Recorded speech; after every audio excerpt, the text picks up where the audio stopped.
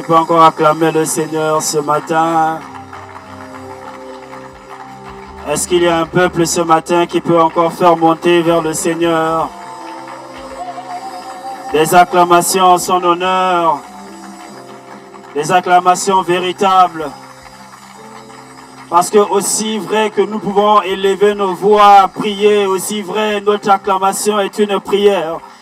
Aussi vrai notre acclamation est un moyen de dire à Dieu: ah, chapeau, bravo, nous sommes fiers de t'appartenir. Tout ce que tu fais est bon, tout ce que tu fais est bon. Lorsque tu acclames Dieu, tu vois sa grandeur, tu acclames sa grandeur. Lorsque tu acclames le Seigneur, tu acclames ses bienfaits. Lorsque tu acclames le Seigneur, tu acclames sa puissance.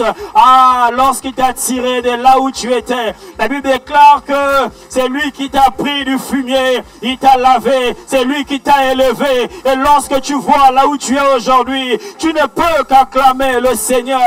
Tu ne peux qu'acclamer, acclamer la magnifique présence de Dieu, celle qui ne t'a jamais abandonné, celle qui ne t'a jamais délaissé. Les hommes peuvent t'abandonner, les hommes peuvent te faire des mauvaises et des fausses promesses, mais lui, il est celui qui est fidèle à sa parole. Il a dit: je veille sur ma parole pour l'accomplir dans ta vie, pour l'accomplir dans tes projets, pour l'accomplir dans tes affaires, pour l'accomplir dans ta famille, pour l'accomplir en toi. Je veille sur ma parole. Ce ne sont pas les anges qui vont veiller sur la parole du Seigneur, non. Ce n'est pas ton pasteur qui va veiller sur la parole du Seigneur, non. Ce n'est pas ton responsable immédiat, ce n'est pas ton responsable, ce n'est pas ton frère. C'est vrai, nous sommes les gardiens de nos frères, mais c'est lui qui veille sur sa parole. C'est lui-même le Seigneur. C'est lui-même le Seigneur. Ça veut dire que lorsque lui-même il a le regard sur toi, lorsqu'il a le regard sur la parole qu'il a annoncée à ton sujet, ah mon frère et ma soeur, je t'assure, tu peux avoir la certitude qu'il n'est pas un fils de l'homme pour se repentir. Il ne ment pas. Ce qu'il a dit est vrai. Ce qu'il a dit est sincère. Ce qu'il a dit arrivera. C'est pourquoi dans Habakkuk, il est écrit que si ce qu'il a dit tarde, attends-la, parce que la parole qui a été libérée, elle ne pourra pas retourner à lui sans avoir accompli le but pour lequel elle a été libérée, elle a été envoyée, elle a été envoyée. C'est pourquoi, si elle tarde, attends-la, car elle s'accomplira certainement dans ta vie, elle s'accomplira en toi. Alors est-ce que tu peux encore acclamer celui qui fait toutes choses à merveille? Ah, il est là, c'est lui qui est là au milieu de nous. Ah, il est là pour te toucher, il est là pour te visiter, il est là pour te toucher. C'est pour toi qu'il est là. Ah, l'Esprit est là, nous disons. Ah oui, nous disons tu es là. Ah, au Saint-Esprit, ah, ce matin. Ah oui, ce matin. Ah oui, l'Esprit de Dieu. Ah, l'Esprit de vie. Ah oui, nous le disons. Est-ce qu'il y a un peuple ce matin qui peut élever sa présence? Ah oui, nous toucher. Ah oui, tu es là. Ah oui, Saint-Esprit. Ah, pour nous toucher. Ah oui. Ah oui, tu es là.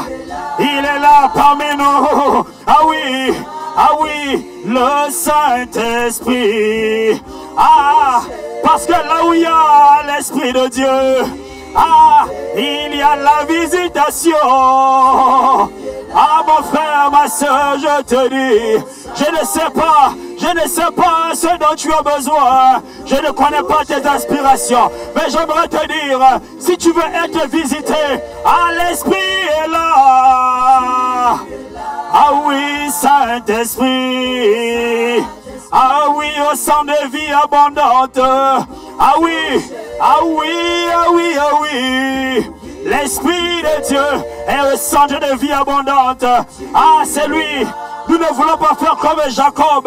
Il a dit, assurément le Seigneur était là. Mais je ne savais pas. Mais je ne savais pas. La bonne nouvelle ce matin, c'est qu'il est là, il est là, il est là.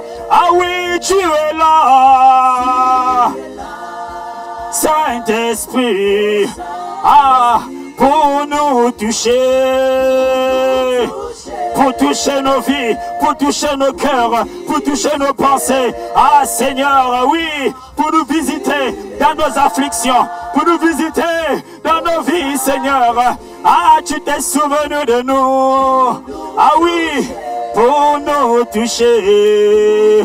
Ah, ah oui, tu es là. Ah oui, Saint-Esprit. Ah oui, Seigneur. Ah oui, allons-y tous ensemble. Ah oui, comme une chorale. Ah, il est celui qui honore ceux qui l'honorent. Alors, est-ce qu'on peut aller tous ensemble? Allons-y, sans les chantes. Ah oui, ah oui, oui, oui. Encore plus fort. Ah oui, tu es là. Ah, que cela soit une prière, pas qu'un chant pour toi, mais que cela soit une véritable prière. Que cela soit, une véritable prière pour toi. Ah oui, tu es là. Ah oui, Saint-Esprit, pour nous toucher. Ah, visitez nos cœurs. Ah oui, visitez nos vies. Ah oui, visitez nos vies. Seigneur, touchez nos vies. Ah oui, touchez nos cœurs. Ah oui, rends-nous amoureux de toi. Rends-nous passionnés de toi. Rends-nous, Seigneur, sensibles à toi. Nous voulons être comme Samuel. Seigneur, qui écoutait ta voix. Seigneur, rends-nous sensibles. Seigneur, viens briser les cœurs de pierre. Ah oui, transforme nos cœurs en chair. Ah, Seigneur, ramollis nos cœurs. Seigneur, oui, face à ta parole, nous sommes, Seigneur, trop endurcis. Ah oui, Seigneur, viens briser les carapaces. Seigneur, viens briser les boucliers. Nous avons tellement de boucliers humains. Ah oui, Seigneur, nous t'appelons. C'est pourquoi nous t'invitons. C'est pourquoi nous t'appelons. C'est pourquoi nous t'invitons. C'est pourquoi nous t'appelons. Seigneur, c'est un appel à l'aide. Seigneur, c'est un appel à l'aide. Ah oui, ton peuple à Marseille crie. Seigneur, ton peuple crie à toi. C'est pour te dire au secours. Viens au secours de notre incrédulité. Viens au secours, Seigneur, de notre endurcissement. Seigneur, viens à notre secours. Ah oui, Seigneur, nous avons besoin de toi. Ah oui, Seigneur, viens nous visiter. Seigneur, viens nous visiter. Nous avons les yeux sur nos défis. Nous avons les yeux sur nos problèmes. Nous avons les yeux, Seigneur, charnels. Mais nous avons besoin de toi. C'est pourquoi, oui, nous t'appelons. C'est pourquoi nous crions à toi. Ah oui, Seigneur, Saint-Esprit. Ah, Saint-Esprit. Ah oui, viens nous toucher. Ah oui, viens nous toucher. Viens endommager, Seigneur, tout ce qui n'est pas de toi. Ah oui, Esprit de Dieu. Ah oui, Esprit de feu. Que ce matin ta parole, Seigneur, soit comme un feu. Souviens-toi des disciples d'Emmaüs. Lorsque l'homme parlait avec eux, il y avait comme un feu dans leur cœur. Il y avait comme un feu dans leur cœur. Alors ce matin qu'il en soit ainsi. Ce matin ramène nos pensées, Seigneur, à toi. Nos pensées vers l'essentiel. Nos pensées à garder le bon dépôt. Le bon dépôt de ta parole. C'est pourquoi, Esprit de Dieu. C'est pourquoi, Esprit de Dieu, fais ton apparition en ce lieu. Fais ton apparition en ce lieu. Viens irradier nos vies. Viens impacter nos cœurs. Viens impacter nos pensées. Les pensées de jalousie, Seigneur. Les pensées d'animosité. Les pensées de querelle. Les pensées, les complexes. Abba Père, nous t'appelons, viens, Abba Père. Viens faire de nous des tueurs de géants. Viens faire de nous des héros. Viens faire de nous des fils de Dieu. Qui marchent par l'esprit. Qui n'accomplissent pas les désirs de la chair.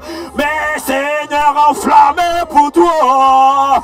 Des enfants passionnés pour toi. Des enfants embrasés pour toi. Seigneur, comme les disciples. Fais de nous, Seigneur, des pierres.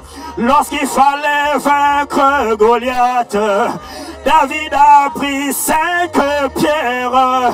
Les 5 pierres des ministères ici. Seigneur, le ministère pastoral, le ministère de docteur, le ministère de prophète, le ministère d'évangéliste, ainsi que l'apostolat. Seigneur, ça constitue l'Église. L'Église que nous sommes appelés avec Goliath. C'est pourquoi ce matin, envoie-nous, Seigneur. Ce matin, équipe-nous. Ce matin, sature-nous. Ce matin, embrase-nous. Ce matin, rends-nous passionnés. Ce matin, fais de nous des tueurs de géants. Ce matin, Esprit de Dieu, oui. Ce matin, oh oui, viens, viens. Ce matin, viens nous équiper. Ce matin, nous sommes des soldats. Ce matin, Esprit de Dieu. Ce matin, Esprit de Dieu. Ce matin, nous t'appelons. Ce matin, nous t'appelons. Ce matin, nous t'appelons. Hey, hey,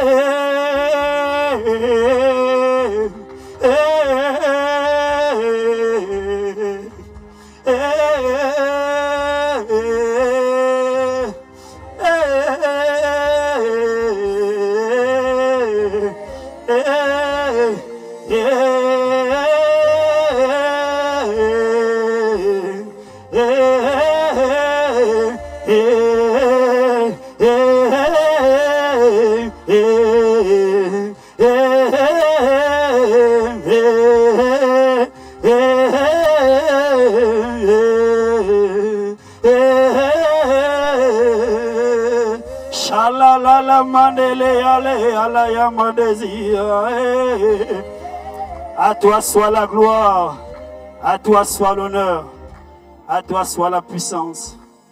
À toi soit la majesté. Toi qui fais toutes choses à merveille. Toi qui es notre Père et toi qui es notre Dieu. Comme l'apôtre Pierre a pu te dire, Seigneur, à qui irons-nous si ce n'est qu'à toi? Toi qui as les paroles de la vie. Toi, tu es la vie.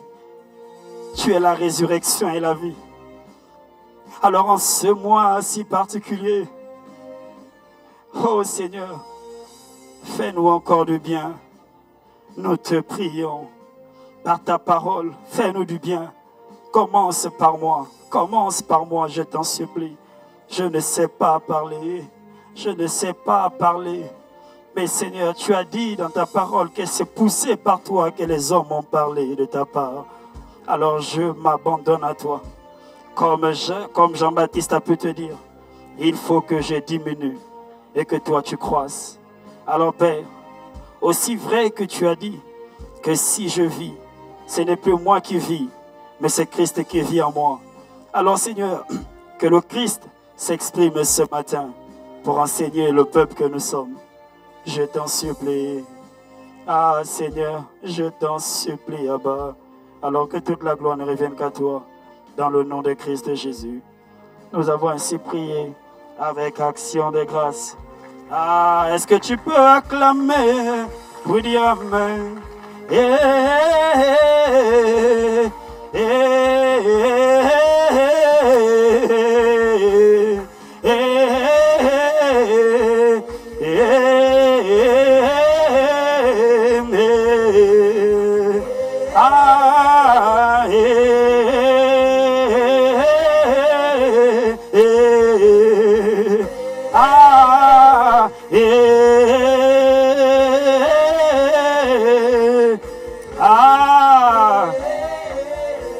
Alléluia. Est-ce que tu peux encore acclamer le Seigneur? Gloire à Dieu. Gloire à Dieu. Gloire à Dieu. Avec la mollesse de tes acclamations me dérange. Est-ce que tu peux véritablement acclamer le Seigneur? Est-ce que tu peux véritablement acclamer le Seigneur? Ah, lorsqu'on parle d'un culte de célébration, il s'agit de célébrer le Seigneur. Alléluia. Ah, il ne s'agit pas d'être tiède. Ah, il ne s'agit pas d'être tiède, mais d'être fervent et bouillant pour le Seigneur. Ah, d'être fervent et bouillant pour le Seigneur.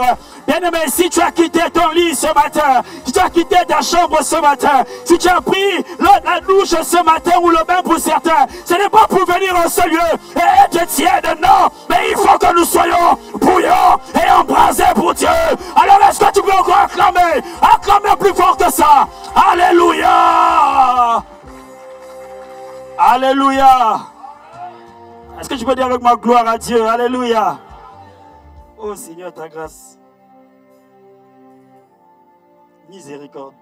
Gloire à Dieu. Amen. Alors, est-ce que tu peux rapidement saluer la magnifique personne qui est à ta gauche, à ta droite? Et dis-lui, tu es la bonne personne au bon endroit ce matin.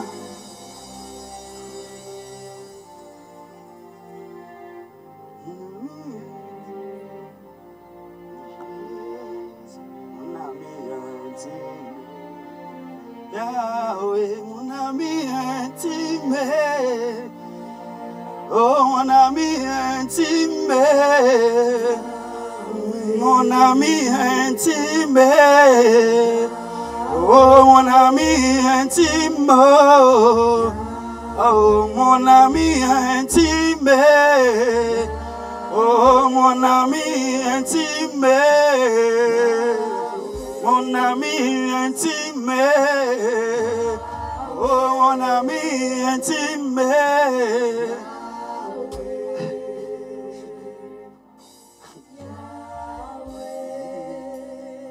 À toi la gloire. Alors je vais t'inviter. Il y en a qui peuvent être dans cette atmosphère, rien que l'adoration. Mais aussi d'autres qui ont besoin de goûter la parole. Amen. C'est pourquoi parfois il y a comme des luttes à l'intérieur de soi. Est-ce qu'on adore ou bien est-ce qu'on arrête? Mais il y a des moments où quand on arrive dans sa présence, plus rien d'autre ne compte. C'est pourquoi lorsqu'on est tous connectés, vous allez voir que à un moment donné, On ne pourra même pas arrêter pour dire qu'on va donner le message, parce que dans sa présence, l'adoration même, elle t'enseigne. Et c'est dans sa présence que tu as tout ce dont tu as besoin. Alléluia. Et j'apprécie beaucoup la parole d'un serviteur. Chancy m'a dit qu'il faut toujours citer les sources. C'est le pasteur Lord Lombo qui disait que ta présence est celle-là qui rend fertile toutes mes terres infertiles. Alors je ne connais pas en fait les terres infertiles qui sont dans ta vie en ce moment. Mais j'aimerais te dire que ce matin, sa présence est capable de les rendre toutes fertiles. Alléluia. Alors je vais les inviter à prendre place parce que là, ce matin, là... oh là là, Seigneur. Gloire à Dieu. Je ne sais pas combien de temps il me reste, mais par la grâce du Seigneur, nous allons voir l'essentiel, ce qu'il y a à voir, et Dieu se chargera de faire le reste. Parfois on veut tout dire, mais Jésus a dit, donne-nous aujourd'hui notre pain de ce jour. Donc parfois tout ce qu'on a préparé, ce n'est pas forcément ce qu'on doit dire. On doit, comme on a dit, se laisser conduire par le Seigneur et par le Saint-Esprit. Et ce matin, je bénis le Seigneur parce que non seulement c'est un jour glorieux, mais gloire soit rendue à Dieu pour les pères que nous avons. Vous savez, être là ce matin, debout devant vous, pour certains, c'est un acquis. Mais pour moi, ce n'est même pas un acquis. Je pense que pour nous ici, à Marseille, que ça soit à peu près ainsi, même pour nous, ce n'est pas un acquis. On ne demande même pas. Tout ce que nous, on veut, c'est servir Dieu. C'est aimer Dieu. Mais dans notre manière d'aimer Dieu, les pères ont décidé de nous faire confiance. Et ce n'est pas facile d'avoir des pères qui nous font confiance. Ou qui font confiance au Fils. C'est pourquoi je dis que ce n'est pas un acquis, mais c'est une grâce. C'est une chose d'avoir des pères, mais ça n'est une autre d'avoir des bons pères. Et nous, à Impact Centre Chrétien, nous n'avons pas que des pères. Nous n'avons pas que des bons pères. Mais nous avons des divins pères. Alléluia. Des pères bons, des pères excellents, qui ne recherchent que le bien-être des fils. Des pères qui sont prêts à se mettre en arrière, parce qu'ils veulent voir les fils évoluer. Des pères qui sont prêts à s'effacer, parce qu'ils veulent voir les fils aller de l'avant. Et le pasteur, je l'appelle le PJB. Le PJB, contrairement au PGB. On a le PGB et on a le PJB. Le PJB, bon, d'accord, je vais vous dire. Pasteur José Biabatantou, il a dit, pendant la semaine d'invasion, il a dit, les pères sont comme des flèches. Je ne sais pas si vous vous rappelez de cette phrase. Il dit, la particularité de la flèche, c'est que la pointe, lorsqu'elle est déjà rentrée, tout le corps suit. Et c'est ça, en fait, les pères que nous avons. L'apôtre Yvan et l'apôtre Yves, ils ont commencé à payer le prix depuis 2002. Ils étaient comme ces pointes de flèches. Une fois qu'ils sont rentrés, regardez tous les fils qui sont arrivés après. Tous sont rentrés. Pasteur Gisela Biabatantou, pasteur José Biabatantou, pasteur Christian Sabokoulou, pasteur Yann Manfondou. C'est-à-dire que tous, pasteur Teddy, et même pas notre père à tous, le pasteur André. Alléluia. Et lorsque lui, il a saisi la parole, il a décidé de venir à Marseille. Aujourd'hui, Marseille est ce qu'elle est aujourd'hui. C'est parce qu'un homme a payé le prix. Et non seulement pasteur André a payé le prix, c'est pourquoi je voudrais qu'on acclame le Seigneur pour sa vie. On acclame vraiment le Seigneur pour sa vie.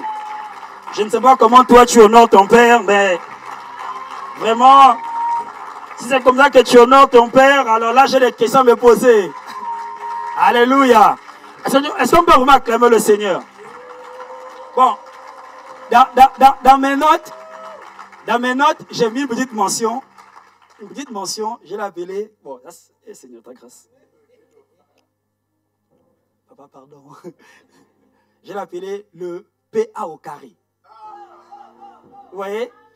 Parce que je n'ai pas trouvé, en fait, pour ne pas dire PAA, j'ai dit PA au carré. Mais comme PA au carré, il n'est pas seul, il a aussi avec lui le PCA. Alléluia. On peut acclamer le Seigneur pour le PCA, pasteur Christelle Ambandé. Alléluia, nous acclamons, nous bénissons le Seigneur. Ah, pour sa vie. Elle paye un grand prix, elle paye un grand prix, un grand prix, un grand prix, un grand prix. Alléluia. Est-ce que tu peux y répéter? Elle paye un grand prix. Est-ce que tu peux dire elle paye un grand prix? Oui, je t'oblige à dire ça parce que, voilà, il faut que je te dise ça. Il faut que tu répètes ça. Moi, tu veux dire elle paye un grand prix. Alléluia. Hein? Si vous voyez Pasteur André venir là avec l'onction pousser, parce que derrière, il y a quelqu'un qui décharge au maximum. Il y a quelqu'un qui fléchit les genoux. Il y a quelqu'un qui organise tout. Si tu es là assis confortablement, il y a tout ça là. C'est parce qu'il y a quelqu'un qui paye le prix. Alléluia. Et la Bible dit honorer de telles personnes, honorer de tels hommes.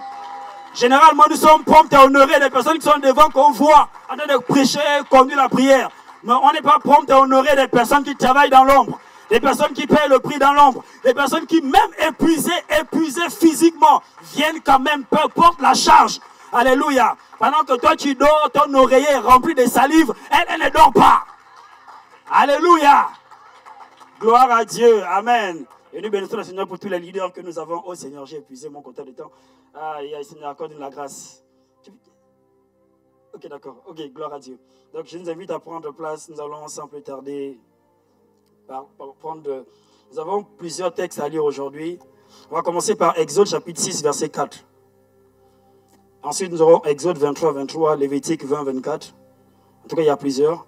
Exode 6, 4 nous dit: ensuite, j'ai établi mon alliance avec eux, m'engageant à leur donner la terre de Canaan, la terre étrangère où ils étaient venus en immigré. Verset 8, qui dit: puis, je vous ferai entrer dans la terre que la main levée, je me suis engagé à donner à Abraham, à Isaac et à Jacob. Je vous la donnerai pour que vous la possédiez. Je suis le Seigneur. Exode 23, 23 dit: mon ange marchera devant toi, il te fera rencontrer ce nombreux peuple, l'Amorite, le Hittite, le Pérézite et le Cananéen, le Hivite et le Jébuséen. Je vais tous les anéantir. Et Lévitique 20, 24 nous dit: aussi, je vous ai dit, c'est vous qui posséderez leur sol, car moi, je vous le donnerai en possession. C'est une terre ruisselant le lait et le miel, Je suis le Seigneur votre Dieu, qui vous est mis à part d'entre les peuples. Alléluia. Alléluia. Ces textes sont assez révélateurs, ils sont assez importants. Et de ce texte, nous avons tiré la pensée de ce matin, parce que nous allons juste continuer ce que nous voyons depuis plusieurs semaines avec le pasteur André. Il nous parle en fait de: consacre-toi à la parole et tu réussiras dans tes entreprises. Alléluia. Consacre-toi à la parole et tu réussiras dans tes entreprises. Nous sommes dans une saison où nous devons revenir à la parole.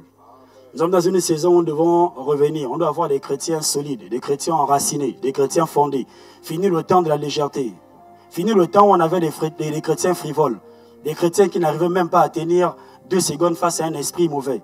Alors que dans la parole, il y a tout. La parole a tous les ingrédients qui te permettent aujourd'hui d'opérer et de posséder ton héritage. Alléluia. La parole, il n'y a pas plus complet que la parole. Quelqu'un me suit? Et comment nous bénissons le Seigneur? C'est pourquoi, dans la continuité de ce que nous avons, il nous a dit, le pasteur, depuis plusieurs semaines, que lorsque tu te consacres à la parole, il dit: la parole te conduit à régner et à dominer. À dominer sur quoi? Sur la terre des vivants. Alléluia. Quand tu te consacres à la parole, il y a des bénéfices d'être attaché à la parole. Parce que la parole te rend victorieux, te permet de dominer. Au regard de Romains chapitre 8, verset 32, qui dit: mais dans toutes ces choses, nous sommes plus que vainqueurs par celui qui nous a aimés. Donc la victoire, elle est déjà acquise. Quelqu'un me suit? La victoire, elle est déjà acquise. Et si la victoire est acquise, c'est qu'en réalité, c'est parce que la victoire est acquise que plusieurs personnes l'ont forcément. Non, il faut qu'on se consacre à la parole. Parce qu'il n'y a pas plus têtu qu'un démon. Il n'y a pas plus têtu qu'un démon. Mais depuis que Jésus est arrivé, ça fait 2025 aujourd'hui, il fallait 2024, miséricorde, 2025 ans plus tard, Jésus a chassé les démons à l'an 0. Nous sommes en 2025, on chasse toujours les mêmes démons. Donc ça veut dire que les démons sont têtus. Il n'y a pas plus têtu que les démons. Et le démon ne va jamais quitter ta vie, ou du moins quitter ton périmètre. Voilà, c'est ça. Quitter ton périmètre une bonne fois pour toutes. Parce qu'il va toujours revenir. Aussi longtemps que tu seras en vie, il va revenir. Mais quand il va revenir, tout dépend de comment il va te trouver.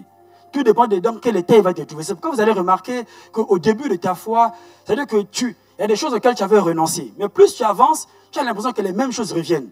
Elles reviennent, elles reviennent. Mais pourquoi ça revient? Pourtant, je suis né de nouveau depuis longtemps. Pourquoi tu fais que grandir avec Dieu? Pourtant. Mais on se rend compte d'une chose, c'est que ça revient toujours. Mais en réalité, c'est pas parce que ça revient que tu es tombé dans les mêmes travers. Non, c'est parce que ça doit revenir pour que davantage tu continues d'avoir ta victoire. Quelqu'un me suit? La deuxième chose, c'est qu'il nous a dit que nous devons, dans le fait de se consacrer à la parole, nous devons aussi la proclamer de manière constante, et ce, tous les jours. Et il a dit dans Proverbe 18, 21, la vie et la mort sont au pouvoir de la langue. Quiconque l'aime en mangera les fruits. Quelqu'un me suit? Donc tout ce que tu vis dépend de ce que tu déclares. Tout ce que tu vas vivre plutôt dépend de ce que tu déclares. Tout ce que tu vas expérimenter va dépendre de ce que tu vas aussi proclamer. Alors qu'est-ce que tu proclames au quotidien? Ça dépend en fait. C'est-à-dire que ce que tu vas proclamer va te garantir soit le succès, soit la ruine, soit l'échec. Si tu dis à chaque fois, oh, parce qu'il y en a même dans les entreprises, parce qu'il a fait une faute, oh non, mais je suis bête, oh, je suis bête. Aussi longtemps que tu vas déclarer que tu es bête, même si c'est un abus de langage, la parole est déjà partie. Elle ne va pas considérer que tu blaguais ou tu plaisantais. Non, la parole est déjà partie. C'est comme une semence. Tu ne peux pas s'aimer un grain de maïs et dire à la terre, je blaguais, il ne faut pas qu'elle pousse. Quelqu'un me suit? Si tu plantes un grain de maïs en terre, forcément ça va pousser. Donc même si tu blaguais, même si tu as lancé par erreur, c'est tombé, le blé est tombé, même si c'est par erreur, ça va toujours pousser. C'est pourquoi tu dois faire attention à ce que tu déclares dans ta vie. Quelqu'un me suit? Et aujourd'hui, par la grâce de Dieu, on a besoin de nous consacrer à la parole, de la proclamer. Alors la question que je me suis posée, c'est quelle est la parole que tu vas proclamer? Mais ce n'est pas ça le thème. Parce que pour proclamer une parole, il faut d'abord la voir. Quelqu'un me suit? Et là, pour la voir, il faut l'entendre. Alors, la thématique de ce matin, c'est marche selon la parole que tu as entendue de Dieu. Quelqu'un me suit? Marche selon la parole que tu as entendue de Dieu. Seigneur, ta grâce, le temps à quand? À quand? Oh oui, c'est à quand? À quand tu vas rallonger le temps? À quand, Seigneur? Oh oui, Seigneur. À quand? Bon, ok, d'accord, allons-y. Donc, en réalité, vous voyez, c'est que nous allons, comme je disais, nous allons voir par la vie d'un peuple. Nous allons voir les erreurs de la vie d'un peuple ce matin. Nous allons voir ce que ça fait lorsque une personne marche sans avoir entendu Dieu. En réalité, nous devons nous consacrer à la parole. Et les raisons pour lesquelles nous devons nous consacrer à la parole, elles sont nombreuses. La première raison, c'est que la parole que nous recevons aujourd'hui ne pourra pas nous garantir, ou du moins s'appliquer dans 10 ans. La parole que tu reçois aujourd'hui ne pourra pas s'appliquer dans 10 ans. Quelqu'un me suit? C'est pourquoi nous devons toujours être au contact et en permanence avec la parole. Parce qu'elle doit se renouveler tous les jours. Si tu as entendu aujourd'hui une parole qui t'a permis d'avoir une victoire, ce n'est pas parce que tu as eu la victoire aujourd'hui que la même parole va te garantir la victoire dans 10 ans. Quelqu'un me suit? La deuxième chose, c'est que tous les domaines de nos vies ont besoin d'une orientation divine. Tous les domaines. Pour choisir ton conjoint, tu as besoin de l'orientation divine. On ne part pas à l'aveuglette. Et hier, j'ai encore entendu quelqu'un dire, il faut bien choisir vos époux. Quelqu'un me suit?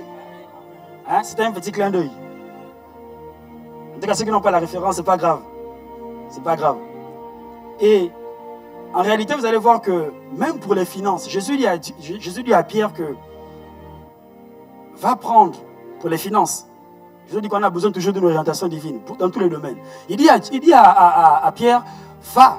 Il y avait un besoin de finances. Il dit, va dans le ventre du poisson. Tu vas prendre le poisson et tu vas prendre de l'argent pour payer les impôts. Oui ou non? Mais là, quand il arrive face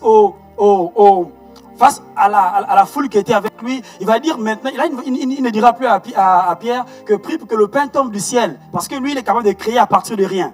Quelqu'un me suit? Mais là, il va dire à Pierre, à partir de ce qu'il y a déjà, apporte tes 5 pains et les 2 poissons. Maintenant, je vais opérer la multiplication. Donc, si Jésus avait aussi dit, en fait, il aurait bien pu le faire. Mais là, vous voyez qu'il n'a pas dit à Pierre, va, il y a un petit là-bas qui a ceci, tu vas trouver une cantine avec 3000 pains ou avec, voilà, ou 6000 pains et 6000 poissons. Mais à partir de rien, il est capable de créer. Mais à partir de ce qu'il a déjà, il est capable de multiplier. Quelqu'un me suit? C'est pourquoi tu as besoin de l'orientation divine. La troisième chose pour se consacrer à la parole, l'important c'est que lorsque nous arrêtons de nous y consacrer, nous affaiblissons notre homme intérieur et nous nous privons de son autorité. On est ensemble. Et donc partant de cela et de ce texte que nous venons de lire, nous allons tirer quelques leçons de l'histoire du peuple d'Israël, avec qui nous enseigne l'importance de garder la parole. Vraiment de garder la parole. De garder la parole. La parole que nous recevons. Et aussi de la mettre en pratique. Nombre chapitre 13, verset 2, il nous dit, l'Éternel dit à Moïse. Et vraiment là, je voudrais que l'on soit vraiment attentif à ce qui va suivre par la suite. Parce que ce sera très important. Il dit, envoie des hommes explorer le pays des Canaan que je donne aux Israélites. Tu enverras un homme issu de chacune des tribus de leurs ancêtres. Ils seront choisis parmi leurs princes. Il dit, envoie des hommes.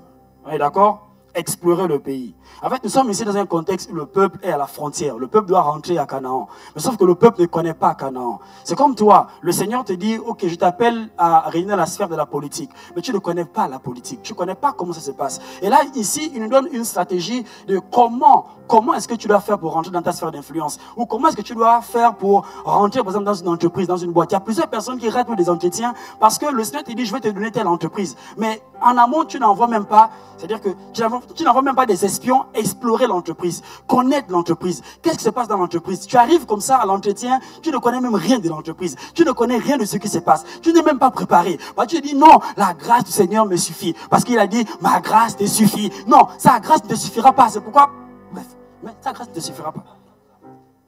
Quelqu'un me suit? Il faut aussi te préparer. Et on ne rentre pas dans sa sphère à l'aveuglette. On ne rentre pas dans son domaine à l'aveuglette. Non. Et Moïse, ici, nous dit, Dieu dit à Moïse, c'est Dieu lui-même qui dit à Moïse, envoie des espions explorer le pays. D'accord? Et quand ces espions, en fait, il envoie, les espions voient, la Bible dit qu'ils ont passé 40 jours à explorer le pays des Canaan. Ils ont vu Jéricho, ils ont vu Haï, c'est-à-dire qu'ils ont vu tous les domaines, tous les environs. Est-ce que ce que Dieu a dit est vrai? Est-ce que réellement le pays là, c'est un pays dans lequel coule le lait, le miel? Est-ce que le pays est bon? Donc voici 12 personnes qui partent. 12 personnes qu'on envoie en mission, 12 personnes qui vont explorer le pays. Et quand il revient, nombre 13, verset 25, qui dit, ils furent de retour de l'exploration du pays au bout de 40 jours. À leur arrivée, ils se rendirent auprès de Moïse, d'Aaron et de l'assemblée des Israélites à Kadès, dans le désert de Paran. Ils leur firent un rapport, ainsi qu'à toute l'assemblée, et ils leur montrèrent les fruits du pays. Voici ce qu'ils racontèrent à Moïse. Écoutez ce qu'ils racontent à Moïse. Ils disent à Moïse, nous sommes allés dans le pays où tu nous as envoyés. C'est vraiment, c'est-à-dire que quand ils disent c'est vraiment, c'est que là c'est une certitude, ils ont réalisé. Ils disent, c'est vraiment un pays où coule le lait et le miel. Et voici les fruits. Ils disent, voici la preuve que le pays est bon. Ils disent à Moïse, le pays est bon. Moïse, le pays est bon. Alléluia. Alléluia. Écoutez maintenant. Ils ont vu les bonnes choses. Ils ont vu ce que Dieu a dit. Que c'est un pays où coule le lait et le miel. Ils ont vu ça. Mais regardez. Mais. Ils disent maintenant, mais. Dis avec moi, mais. Mais. Le peuple qui habite ce pays est puissant. Les villes sont fortifiées. Très grande. Oh Seigneur miséricorde. Nous avons vu des descendants d'Anak. Voici les personnes qui ont directement freiné le peuple, l'élan du peuple, le zèle du peuple. Quelqu'un me suit? Et il dit, les Amalécites habitent la région du sud, les Héthites, les Jébuséens, les Amoréens habitent les montagnes et les Cananéens habitent au bord de la mer Méditerranée et le long du Jourdain. La question que je me pose, c'est est-ce que ces peuples qu'ils ont vus, est-ce que Dieu n'a pas dit? Tout ce qu'ils ont vu là, est-ce que ce n'est pas le Seigneur qui a dit? Regardez, ils ont cité exactement les mêmes peuples que le Seigneur avait dit. Les mêmes peuples. Quelqu'un me suit? Mais partant de là, regardez même le verset 30 qui dit, Caleb fit taire le peuple qui murmurait contre Moïse. Et il dit, montons, emparons-nous du peuple, nous y serons vainqueurs. Regardez, même quelqu'un, c'est-à-dire qu'ils sont dans le désarroi parce qu'ils ont vu des géants, ils ont vu des choses. Mais quelqu'un vient quand même rappeler une parole pour dire, allons-y, nous serons vainqueurs. Écoutez la suite. Il dit, mais les hommes qui l'y avaient accompagné dirent, nous ne pouvons pas monter contre ce peuple, car il est plus fort que nous. Et ils dénigrèrent devant les Israéliens le pays qu'ils avaient exploré. Oh, Dieu vous donne un pays, mais dénigre ce que Dieu leur donne. Combien d'entre nous disent, en fait, ici, là, ah, le maudit salaire que j'ai là, le maudit salaire là, je peux faire quoi avec ça? C'est Dieu qui te l'a donné. Apprends à le valoriser. Quelqu'un me suit? Bon, on a encore la préface, bon, c'est pas grave.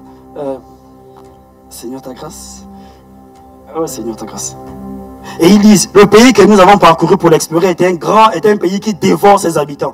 Un pays qui dévore ses habitants. Nous avons parcouru pour l'explorer un pays qui dévore là. Tous ceux que nous y avons vus sont des hommes de haute taille.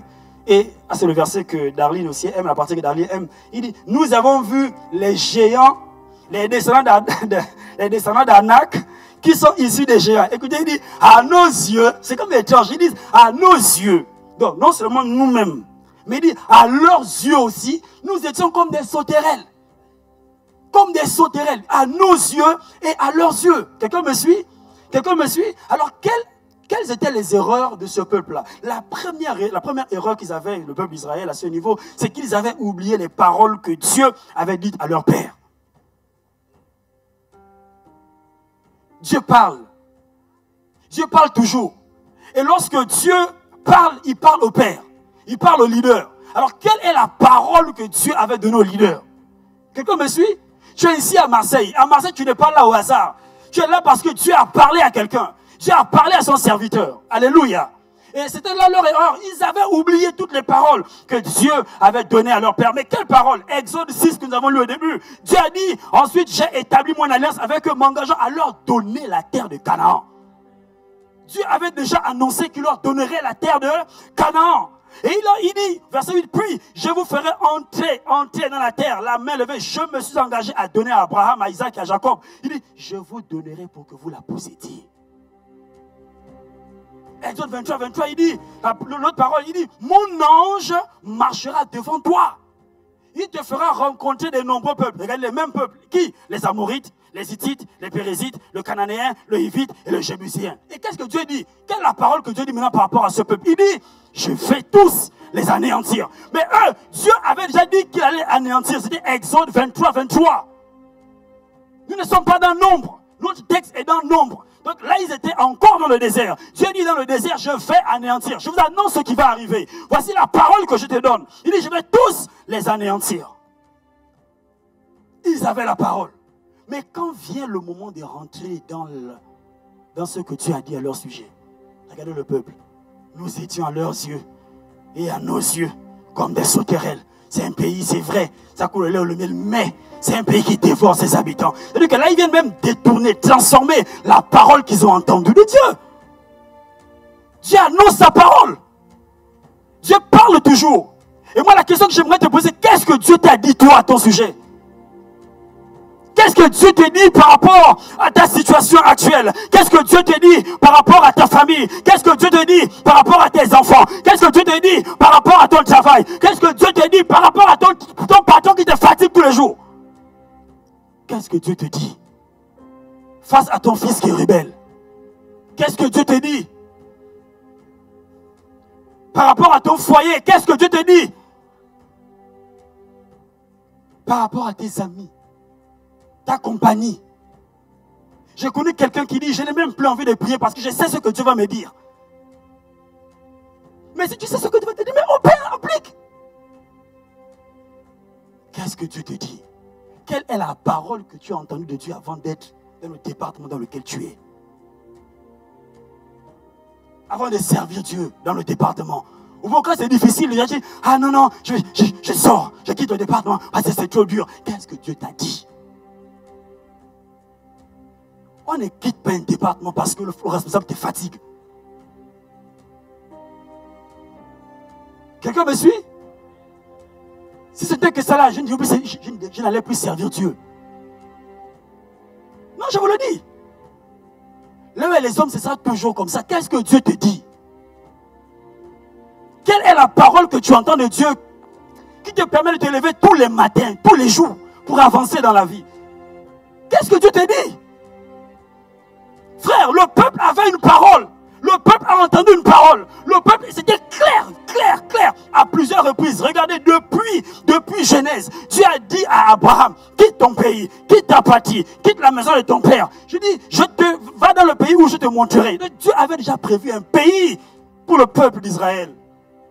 Depuis Genèse 12. Dans Nombre, il parle la même chose. Dans Lévitique, il rappelle la même chose. Dans Deutéronome, il rappelle la même chose. On arrive, c'est-à-dire que même après ça, il ne faisait que rappeler. Mais pourquoi tu rappelles?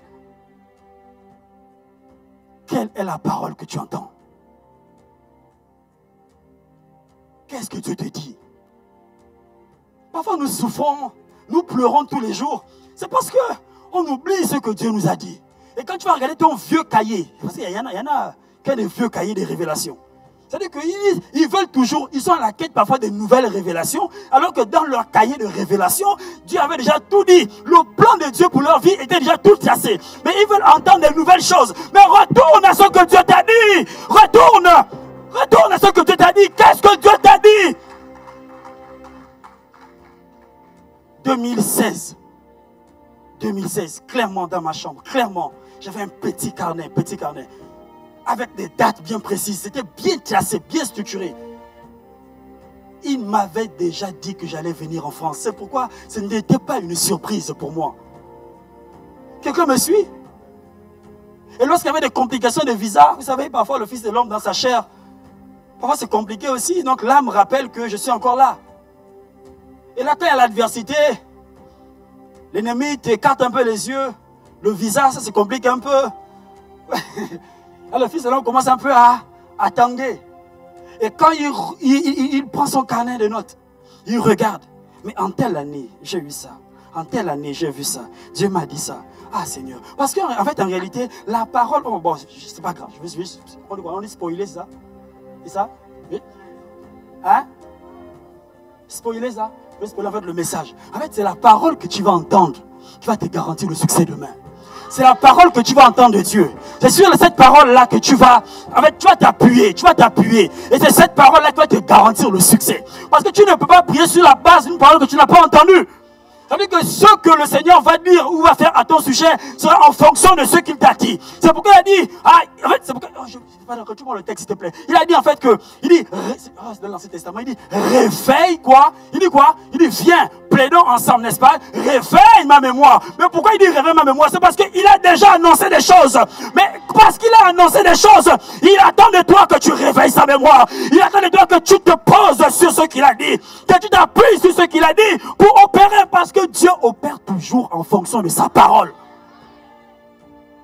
Pas en fonction des fables de Jean de La Fontaine. Non. Non. Pas en fonction de tes émotions. Tu vas pleurer. Tu vas remplir des bassines, des cuvettes, des seaux. Rien ne va se passer. Tu vas déprimer. Ce n'est pas parce que tu déprimes que Dieu sera impressionné. Non. Mais Dieu sera impressionné par la parole qu'il t'a donnée. Alors, quelle est la parole que tu as entendue de Dieu? Quelqu'un me suit? Il n'avait pas le souvenir, il n'avait pas gardé le souvenir de ce que Dieu avait dit concernant les ennemis. C'est ça la deuxième erreur du peuple d'Israël. Dieu dit à Abraham, je vais rendre ton nom grand. Et Abraham a commis la même erreur. Je vais rendre ton nom grand. Mais il a vu comme ça, il a dit, hey Seigneur, les circonstances de la vie ne me permettent pas de croire que ta parole là, elle est vraie. Regarde mon âge. Je vais prendre Éléazar. Mais ce n'était pas ça le plan de Dieu. Quelqu'un me suit? Deuxième chose, c'est qu'ils ont regardé la réalité plutôt qu'à ce qu'ils ont entendu et vu de Dieu. Et j'ai toujours dit, bon, après c'est vrai qu'on se retrouve. Vous allez voir que quand vous étudiez la vie du peuple d'Israël, vous allez vous rendre compte que la vie du peuple d'Israël, c'est ta vie. Regardez, on arrive à Exode. Oui, Exode. Exode, oui, c'est Exode. Dieu fend la mer rouge en deux. Ils ont vu les miracles de Dieu. Le peuple a vu les miracles de Dieu. Ils ont vu comment la mer s'est fondue. Ils ont vu la nuée, la colonne. Ils ont vu la manne tomber du ciel. C'est-à-dire qu'il n'y a pas de boulangerie, frère. Il n'y a pas de boulangerie. Mais là, comme ça tombe. Ils ont vu des choses. Mais se permettre quand même de dire, Seigneur, tu nous as enlevés de l'Égypte pour nous faire mourir ici au désert. À chaque fois, c'était un peuple de bébés, des immatures, qui passaient leur temps à se plaindre de la moindre difficulté. Frère, si tu constates, si tu veux juger ton baromètre de la maturité, c'est le fait de se plaindre. Les personnes qui passent leur temps à se plaindre sont des bébés, des immatures. Ah, le responsable là, il ne nous visite pas. Le responsable là, il fait comme ça. Ici là, il n'y a pas d'église. Il n'y a pas l'amour. Ici là, c'est comme ça. C'est que les vieilles citations depuis 1940. Le fruit de la paix est sémé par ceux qui recherchent la paix. Le fruit de l'amour est sémé par ceux qui recherchent l'amour. Le fruit de la vie est sémé par ceux qui recherchent la vie. Toi-même, tu es charnel. Tu dors tous les jours. Tu dors. Tu ne pries pas. Et tu veux que les autres viennent avec. L'atmosphère était lourde. Tu as fait quoi pour l'atmosphère? Quelqu'un me suit? Alors que toi, tu dors la nuit. Et même pour certains, tu regardes les films porno la nuit.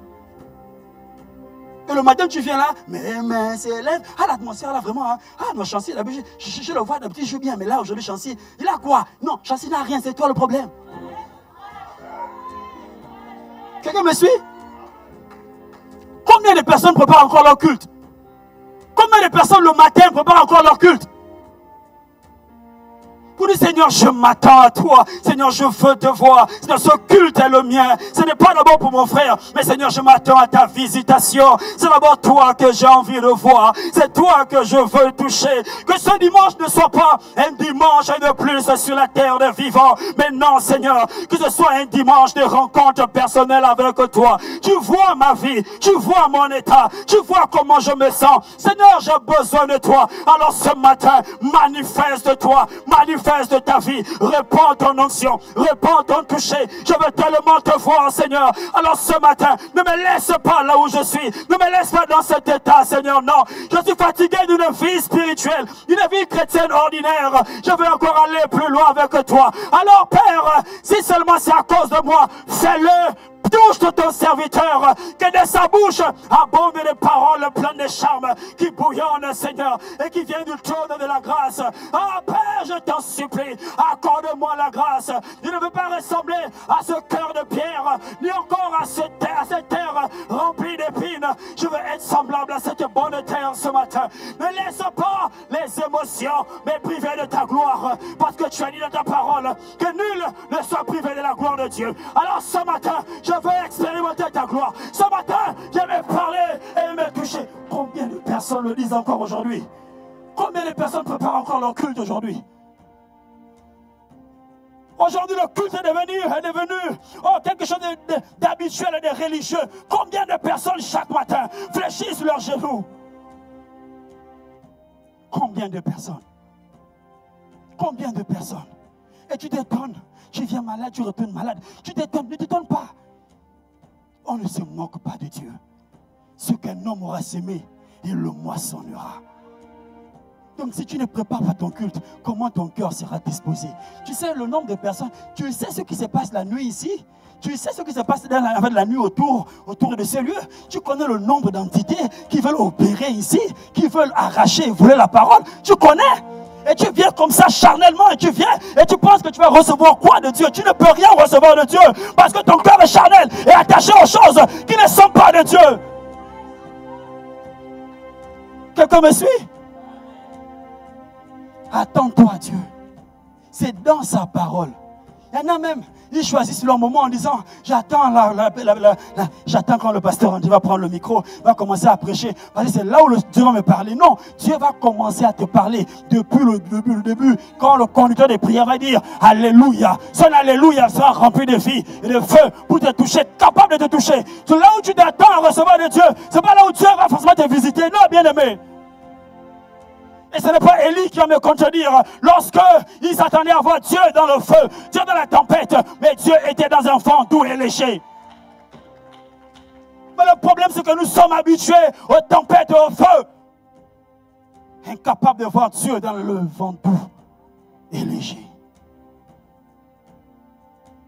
Est-ce que tu t'attends encore à Dieu? Dans quel état d'esprit tu arrives au culte? Voici les erreurs du peuple d'Israël. Ils ont tellement vu de Dieu, tellement entendu de Dieu. Frère, ils arrivent sur la montagne. Regardez le même peuple. En fait, je suis tenté de me dire que ce peuple est ingrat. Ils arrivent. Ils ont tellement vu de choses. Moïse est à la montagne. Ils savent que Moïse est parti rencontrer Dieu. Mais comme Moïse tarde, ça fait 40 jours que Moïse part. Voici, c'est comme nous sommes là, le peuple. On est là, on attend que le leader de l'église nous donne une direction. On attend des choses. Mais jusque-là, elles ne viennent pas. On dit, oh non, vraiment, le leader là, on est qu'il a perdu des choses. Il ne nous parle même plus. On ne sait même plus là où on va. On ne sait plus. On commence à dire, on est fatigué, on est fatigué. Mais c'est lui qui a la vision. C'est lui qui a la destination, bien aimé. C'est lui. Et là, Moïse est là sur la montagne, il est en train d'entendre Dieu, il est occupé à entendre Dieu, il n'a pas le temps pour vos choses de chair, de la chair, des caractères, vos problèmes d'âme et d'émotion. Non, il n'a pas le temps pour ça. Son temps, c'est pour entendre Dieu. Moïse entendait Dieu là-bas, il était là-bas, et quand il était sur la montagne, la Bible déclare que même son visage était rayonnant de gloire, parce qu'il était avec Dieu. Mais le peuple n'avait pas la sensibilité spirituelle pour comprendre que là, Moïse est occupé à entendre Dieu. Il faut qu'on le décharge, lourd à notre niveau. Non, le peuple voulait entendre des choses qui plaisent à leur âme. Et là, ils ont dit à Aaron, non, Moïse est loin. Faisons un coup d'état. Construis-nous un veau d'or. Ils n'ont pas su discerner que là, Moïse entendait Dieu pour eux. Quelqu'un me suit? Je sens que ça me détourner de mon message. Alléluia. Ah non, pasteur, il serait bien que on mette ceci en place. Quand tu viens proposer là, tu as entendu Dieu? Quelle est la source de ton inspiration? Quand tu vas dire, ah, Abbé Prince, j'ai eu un rêve. Dans le rêve, Dieu m'a dit que, en fait, je voyais deux images. Dans les deux images, j'ai vu une quatrième image qui est arrivée. Dans les 4 images, j'ai vu comme un clan jaune, un clan rouge, un clan bleu, un clan vert. Frère, c'est ton âme. Arrête de nous fatiguer avec dire que Dieu m'a dit, c'est ton âme. Même si ce n'est pas toujours, j'apporte une nuance, mais quelle est la source de ton inspiration? Jésus a dit à Pierre que ce n'est pas la chair et le sang qui t'ont révélé. Ça veut dire que la chair et le sang sont capables de révéler des choses. Et si la chair et le sang sont capables de révéler les choses, le même Dieu a dit éprouvez les esprits. Éprouvez ce que vous entendez. Éprouvez ce que vous recevez. Si tu dis que tu entends Dieu, j'ai entendu des gens, j'ai vu des gens. J'ai vu des gens. Oh non, Dieu m'a dit, je dois faire ça. Dieu m'a dit. Argument d'autorité, Dieu m'a dit. Bon, ok. Dieu t'a dit, tu dois partir. Mais quand tu pars, on se rend compte que ta vie n'a pas décollé. Alors, qui est-ce que tu as entendu? Qui est-ce que tu as entendu? Et parfois, tu es tellement orgueilleux que tu n'as même pas l'humilité de revenir pour dire, ah, je me suis trompé. Tu t'enfonces dans ton état. Tu t'enfonces au point où tu deviens irrécupérable. Ah non, Dieu m'a dit, j'ai eu à cœur d'aller ouvrir mon ministère. J'ai eu à cœur. Combien l'ont fait? Je vais vous citer des noms. Combien? À ICC, on dit en fait ils vont quitter. Ça fait 10 ans, le ministère ne décolle pas. Ça ne décolle pas.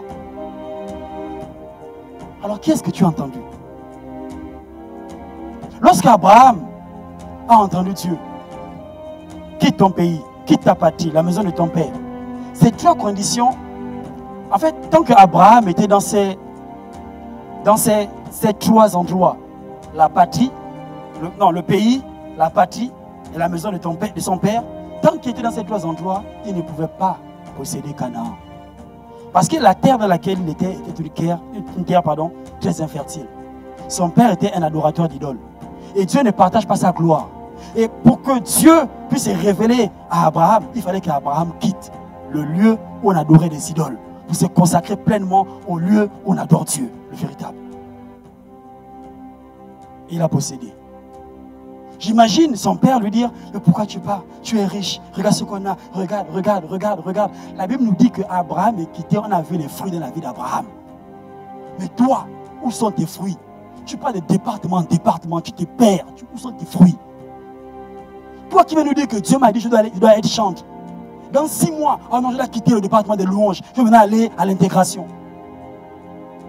8 mois plus tard, oh non, Dieu me dit non, mais là c'est l'accueil. Ah, c'est quel Dieu instable que tu sais. C'est quel Dieu instable. Donc Dieu est instable. Quelqu'un me suit? Quelle est la parole que tu as entendue de Dieu? Parfois même ton patron te résiste parce que Dieu t'a dit je t'envoie au milieu des païens. Va, prêche l'évangile. Gagne le territoire. Gagne-les à Christ. Toi, ça fait 10 ans. Tu es dans la boîte. Personne ne sait même que tu es chrétien. Et tu t'attends à ce que tu puisses... C'est qu'à force de te gâter le gros nombril, il est devenu plat. Frère. Oh Seigneur, j'ai reçu un message. Oh c'est de ta grâce. D'accord. D'accord. Et c'est comme, c'était maintenant quoi les conséquences?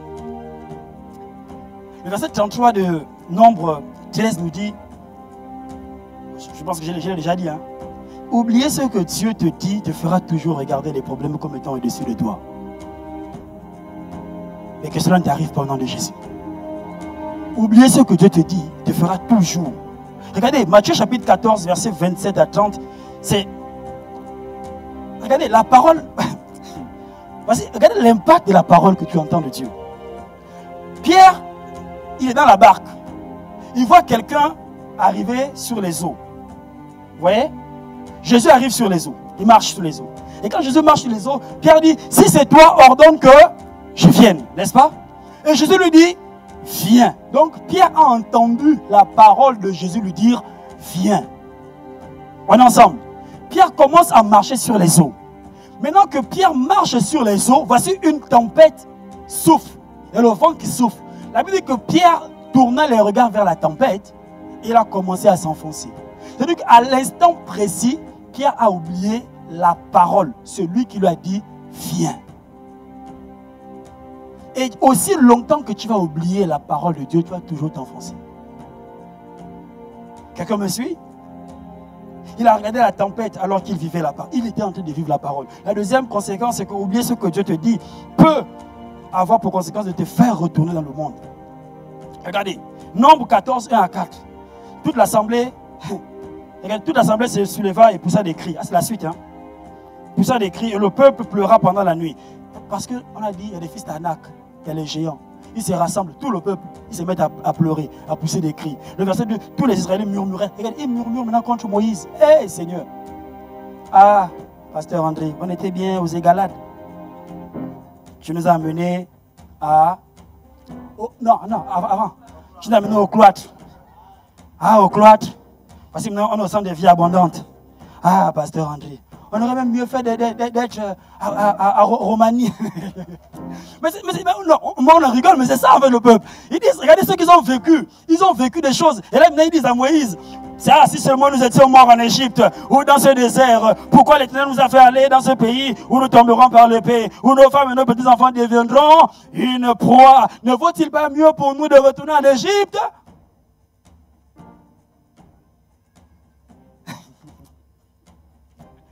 Le peuple.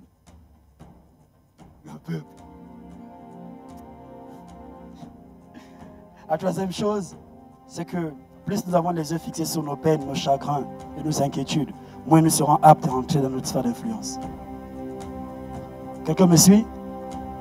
Et l'exemple, je ne sais pas si je vais terminer par là, Seigneur, à cause du temps, il est à bientôt 11 heures. Et l'exemple que nous allons voir, c'est l'exemple de Josué. Et Josué, regardez Josué 1.1. Vous avez vu le cas que, après la mort de Moïse, serviteur de l'Éternel, l'Éternel de Josué, serviteur de Moïse, oui, vas-y, s'il te plaît, verset 2. Oh, Moïse, mon serviteur, est mort, n'est-ce pas? Maintenant, lève-toi, passe ce Jourdain, toi et tout ce peuple, pour rentrer dans le pays que je donne aux Israélites. Regardez, ils sont à portée de main, ils sont à la portée, ils sont juste à la porte. Mais Josué, ce qui se passe, c'est que Josué a les yeux fixés sur son chagrin. Le peuple doit rentrer à Canaan, mais Josué est en train de pleurer Moïse. Le peuple doit posséder son héritage. ce que Dieu lui a dit, la parole que le peuple a entendue. Mais Josué est plus préoccupé par son chagrin. Et aussi longtemps qu'il était préoccupé par le chagrin, la Bible nous fait comprendre que Josué ne pouvait pas traverser le Jourdain. Le Jourdain, c'est l'obstacle qui va se dresser devant toi quand tu seras prêt de rentrer dans ce que tu dois rentrer. Le Jourdain, c'est le caractère que tu dois travailler. Le Jourdain, c'est la vie de sanctification que tu dois avoir. Parce que lorsque Naaman avait de la lèpre, c'est dans le Jourdain qu'il a été plongé pour être purifié. Donc le Jourdain, c'est le lieu. C'est ce que Dieu te dit. Dieu te dit, je veux ta sanctification. C'est ça le Jourdain. Je ne veux plus que tu marches en fait autrement. Je veux que tu sois en fait sanctifié. Le Jourdain, c'est le lieu de la mort à soi. C'est dans le Jourdain que Jésus a été plongé dans les eaux de baptême. Or, le baptême, c'est la mort et la résurrection. Quelqu'un me suit? Donc, ça veut dire que le Jourdain, c'est la chose qui va te coûter cher. Que Dieu va te dire, enlève ça si tu veux parvenir à quelque chose. C'est ça le Jourdain. Et Moïse, aussi longtemps, Josué, aussi longtemps qu'il ne se débarrassait pas de son chagrin, il ne pouvait pas traverser le Jourdain.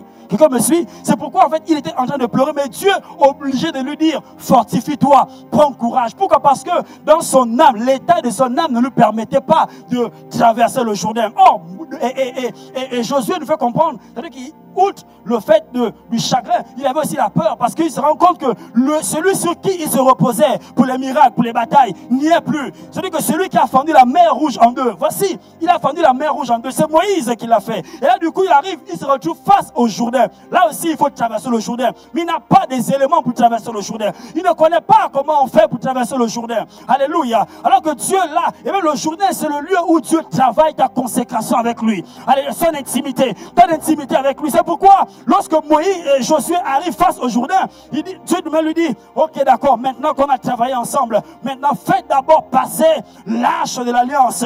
Faites d'abord passer ma présence. Ma présence avant autre chose. Ma présence va te permettre de travailler le caractère. Ma présence va te permettre, lui, de travailler une vie de sanctification. Parce que sans moi, tu ne peux rien faire de toi-même. Ce n'est pas le peuple d'Israël qui va me contredire. Ils ont lutté par leur propre force, mais ils n'ont pas réussi à accomplir la loi. Ils n'ont même pas réussi à pratiquer la loi. Mais c'est par l'Esprit qu'on arrive à le faire. Et Josué doit faire passer l'arche. Alors j'aimerais dire à un Josué ce matin que Canaan t'attend. J'aimerais dire à un Josué ce matin que Canaan t'attend. Mais il faut que toi tu te lèves. Ne reste plus campé dans tes positions. Non, Canaan t'attend. Il faut que tu vives ce pourquoi tu as donné ta vie à Christ. Tu n'as pas donné ta vie à Christ pour avoir une vie de pleurs permanente. Non. Mais tu dois expérimenter. Expérimenter. Les nations t'attendent. Lorsque la parole n'est pas permanente en nous, le découragement va prendre place. Mais ça, on ne verra plus l'histoire de Gédéon. Alors, rapidement, en 2 points, 3 points, j'en ai 8, mais je vais prendre 2. Marcher selon la parole que tu entends. En quoi est-ce que c'est important? Je vais commencer à le dire. La première chose, c'est que la parole que tu entends te fera espérer contre toute espérance. Bien-aimé, lorsque tout va s'écrouler autour de toi, lorsque les gens vont t'abandonner, lorsque tu seras la risée de tout le monde, ce n'est pas le fortifie-toi et prends courage de ton frère qui va te permettre de tenir. Non, c'est la parole que tu as entendue de Dieu qui te fera tenir. Lorsque tu vas pleurer dans sa présence, lorsque tu seras là en train de te lamenter, lorsque tout sera noir autour de toi, c'est la parole. Abraham a espéré contre toute espérance parce qu'il avait vu et entendu la parole de Dieu. Même si après il a flanché, c'est-à-dire que c'est la parole que tu as entendue qui va te ramener. Quelqu'un me suit? Quelqu'un me suit? Lorsque Jésus partait, il a dit à Pierre que Satan te réclame pour t'écrire comme du froment. Mais il dit, mais toi, fortifie-toi. Quand tu vas revenir, affermis aussi tes frères. Donc, Pierre savait qu'il avait entendu une parole. Donc, même si tout ne se passait pas comme il le voulait, il le souhaitait, il avait en fait la parole. Il savait qu'il allait se relever un jour. Et même pas qu'il allait se relever, il savait qu'il devait se relever. Parce qu'il avait une grande responsabilité. Rappelez-vous, c'est de lui qu'il est écrit que tu es Pierre, et sur cette pierre, je bâtirai mon église. Donc, il avait déjà entendu une parole qui l'amenait à une responsabilité. Alors, quelle est la parole que tu as entendue? Dis à ton voisin, quelle est la parole que tu as entendue?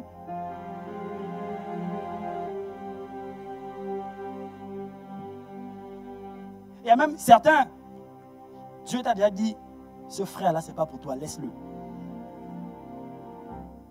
Oui. Cette soeur-là, ce n'est pas à toi, laisse-le. Ce frère n'est pas, laisse-le. La soeur s'entête, ou le frère s'entête, et devant là-bas, c'est là.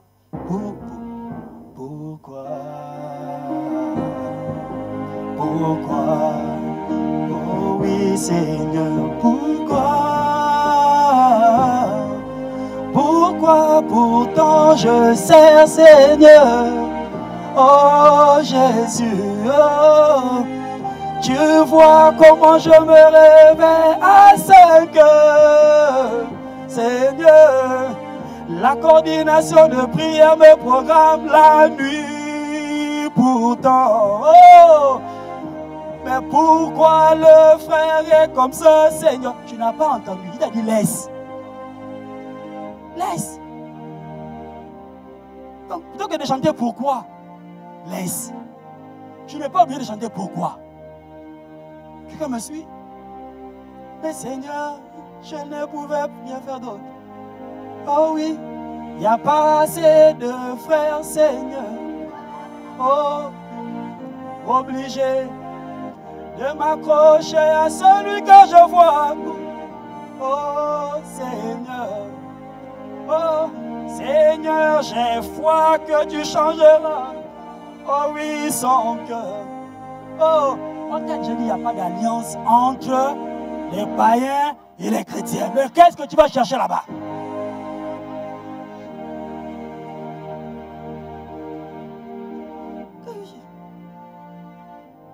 Il y en a, ils vont nous chercher les païens et les païennes.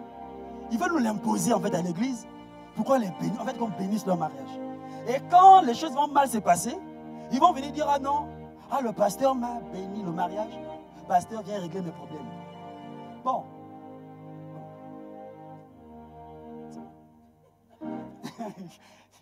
C'est bon. Parfois la sagesse nous... Demande de nous taire, n'est-ce pas David? Oh Seigneur, aujourd'hui je n'ai pas eu de problème de micro. Ah Seigneur, que Dieu te bénisse David. Vraiment. Alléluia. Donc tu n'es pas obligé de chanter pourquoi. Dieu te demande juste une chose. Garde ma parole. La bénédiction se trouve toujours dans la parole que tu as entendue. Luc 5,5 nous dit, Simon lui dit, maître. Simon lui répondit, maître, nous avons travaillé toute la nuit sans rien prendre. Mais sur la base de ta parole, je jeterai le filet. Sur la base. Il n'a pas dit sur la base d'autre chose. Il n'a même pas dit sur la base de mon obéissance. Il dit sur la base de ta parole. Et c'est la parole que tu entends de Dieu qui va te préserver lorsque tu vas... C'est-à-dire que lorsque tu seras sur le point d'envahir en fait ta sphère d'influence. 1 Samuel 17, 37 nous dit, David ajouta, l'Éternel m'a délivré de la griffe du lion et de la patte de l'ours et il me délivrera aussi de ce Philistin. Saül lui dit à David, vas-y et que l'Éternel soit avec toi. David savait que Dieu était avec lui. La quatrième chose, c'est que la parole que tu as entendue de Dieu te fera persévérer lorsque tout ira mal. Psaume, ça rejoint le premier point. Psaume 107, verset 20, il a envoyé sa parole. Sa parole est guérie et les filles échappées de la fosse. Comment quelqu'un comme Daniel va se retrouver face au lion et il n'a même pas peur d'y aller? Moi, on me dit les lions sont affamés. On me prend, on me les met. Déjà, même quand je vois un gros rat de Marseille qui n'a plus les poils sur le dos, quand il s'approche de moi, je commence en fait à faire déjà 3 pas en arrière. Parce que j'imagine ces dents de devant là, il s'accroche en fait sur ma chair de mollet. Donc, on me dit maintenant, là, ce sont des lions affamés. Et je veux aussi aller docilement comme ça. Qui est fou. Mais, d'où vient l'assurance de Daniel qui lui permet d'aller dans la fosse lion? D'où vient l'assurance, d'où vient en fait l'assurance des amis de Daniel, Shadrach, Meshach et Abednego? Lorsque on leur dit qu'on va vous envoyer dans une fournaise ardente, au point des personnes qui chauffent la fournaise se retrouvent même être consumées elles-mêmes, ces personnes, par le feu qui était en fait au niveau de la fournaise. Mais comment ces personnes arrivent quand même à dire, nous savons que l'Éternel va nous délivrer de la main de ce feu. Et il dit, même s'il ne le fait pas, nous n'allons pas nous prosterner devant toi. Mais d'où leur vient en fait cette assurance? C'est parce qu'il savait que même dans un feu, il a dit que si le feu arrive, il ne te consumera pas. Et il a dit en fait que l'Éternel lui-même est un feu dévorant. Mais si l'Éternel est un feu dévorant, alors quel est le feu qui peut te consumer toi? Quel est le feu étranger qui peut consumer tes projets? Quel est le feu étranger qui peut consumer ta santé? Quel est le feu étranger qui peuvent consumer ta vie? Aucun feu ne peut le faire parce que l'Éternel ton Dieu est un feu dévorant. C'est lui qui se lèvera le dernier. C'est pourquoi même dans la fournaise, ne crains rien, ne t'inquiète de rien, parce que l'Éternel ton Dieu est le feu qui te préservera. Oui bien-aimé, il a dit, même si les eaux arrivent, elles ne vont pas te submerger. Mais pourquoi? Parce qu'il est écrit que lorsque l'ennemi viendra, virgule, comme un fleuve,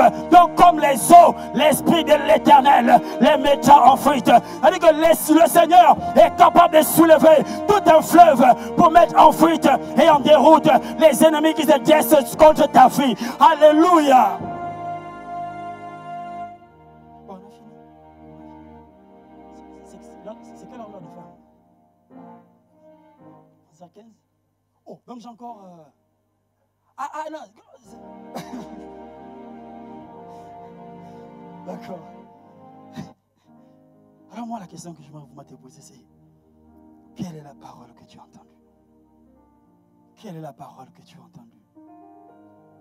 Quelle est la parole que tu as entendue, bien-aimé? Qu'est-ce que Dieu te dit? On est en 2025. Que dit Dieu sur ta vie? Généralement, en début d'année, plusieurs personnes écrivent objectif de l'année 2025, tel objectif, tel objectif, tel objectif. Parfois même dedans, si tu vérifies, bon, c'est un autre débat. Bon, si tu vérifies, il y a objectif, même parfois personnel. C'est bien, hein, c'est très bien, il faut planifier sa vie. Mais aussi objectif en fait de Dieu à l'intérieur. Alors, aujourd'hui, on a fini le premier trimestre. On est dans le deuxième trimestre. Comment tu te positionnes par rapport à ce que Dieu t'a montré? Alors plutôt que de pleurer tous les jours, tous les soirs, ma vie n'avance pas. J'ai l'impression de tourner en rond. J'ai l'impression d'être à Gilgal. Je ne fais que tourner en rond, tourner en rond, tourner en rond. Pourquoi tu ne vas pas retourner? Pourquoi tu ne retournes pas dans toutes tes notes depuis que tu commences à écrire? Vous savez, j'avais dit à une sœur, elle venait me voir, elle me dit non, Dieu ne me parle plus, Dieu ne me dit plus rien, je n'entends plus le Seigneur. Et là, je lui avais dit ceci, ok, Dieu ne te parle plus. Qu'est-ce que Dieu t'a déjà dit jusqu'à présent? Elle dit non, mais tout ça c'est dans mon cahier. Je dis ok, on va faire un exercice. Va, retourne dans ton cahier, commence à relire de la première page jusqu'à la dernière page. Si vraiment Dieu ne t'a rien dit, alors reviens me voir, on va prier ensemble. Elle est partie. Figurez-vous que lorsqu'elle a commencé à revoir son cahier de la première page jusqu'à maintenant, elle a dit je n'ai plus besoin de te voir. Parce que je me rends compte que tout ce que je vis aujourd'hui, c'est parce que je n'ai pas appliqué une parole que Dieu m'avait donnée en 2023. Tout était écrit. Le chemin, la voie à suivre. Parfois tout est écrit. Tout est là. Mais comme il est temps aussi, parce que Dieu peut te parler, la parole que tu entends, ça peut être la parole du dimanche, comme ça, comme c'est le cas, Dieu peut te parler. Mais c'est aussi dans tes temps personnels avec Dieu. Combien de temps tu passes devant la parole du Seigneur? Combien de temps tu passes? Tu consacres combien de temps à Dieu? Bon, là c'est parce qu'on est en mode culte. Si c'était en mode formation, j'allais utiliser une application que Ferrol nous avait donnée là pour vérifier le nombre de temps que tu passes devant les réseaux sociaux et dans ton téléphone. On avait fait ça, on s'est rendu compte qu'il y a même des frères qui disent qu'ils n'ont pas le temps. Ils se plaignent au niveau du travail, mais on se rend compte que dans leur journée de travail, lundi, ils travaillent de 7h à 17h. Mais là, quand même, à 18h, ils se retrouvent avec 7 heures de connexion sur WhatsApp. Pourtant, ils travaillent. Mais comment on fait? Et après, on se pose des questions. Alors, nous sommes arrivés au terme de ces temps, mais c'est juste, je crois qu'on ne pourra pas tout voir. Mais combien de temps tu passes dans ta parole ou dans la parole du Seigneur? Qu'est-ce que tu as réellement entendu de Dieu? Quelqu'un me suit? Alors j'aimerais juste inviter à incliner la tête et nous allons prier le Seigneur.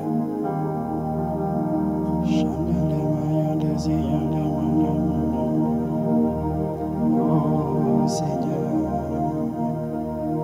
Alors j'aimerais t'inviter à élever la voix. Et tu vas dire à Dieu.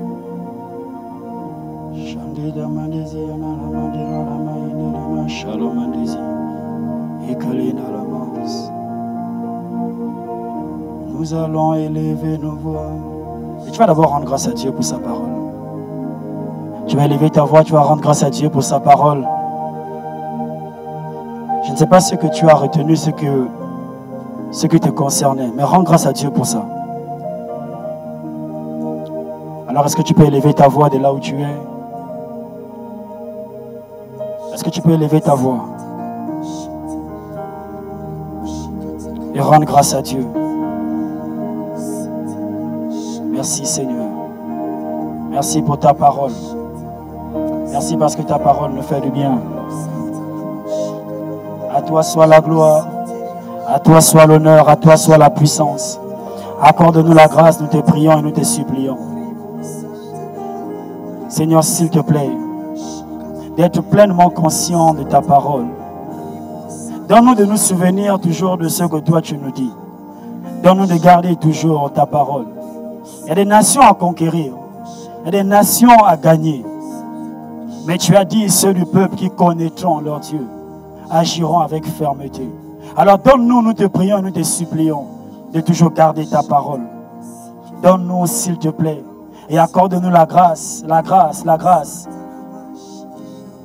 Seigneur, d'être toujours ces personnes qui mémorisent ta parole et qui la mettent en pratique pour la seule gloire de ton nom.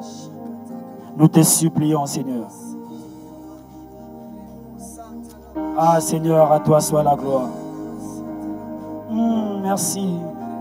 Alors tu vas encore élever ta voix et tu vas prier le Seigneur afin qu'il t'accorde la grâce, la grâce, la grâce d'avoir une vie de méditation vraiment élevée. Et en plus de ça, la grâce d'être sensible à sa parole. Alors tu vas élever ta voix et tu vas prier le Seigneur sur la base de cela. Que le Seigneur t'accorde la grâce de passer du temps dans les Écritures. Qu'il augmente encore ton temps dans la méditation de la parole. Parce que, ah oui, sa parole, elle éclaire nos sentiers. Alors tu vas élever la voix et tu vas prier le Seigneur. Est-ce que tu peux élever ta voix? Est-ce que tu peux élever la voix et prier le Seigneur ce matin? Est-ce que tu peux élever la voix? Ah, Shalamandezi, allez, allez, allez, allez. Et Kalamandezi, allez, allez, allez. Et Kalama, Shalamandezi, allez, allez, allez, à bouche. Katalama, Sokore, Baraba, Shalamandezi. Et Katalama, Reba, Shalamaya. La grâce des Écritures, la grâce de le connaître.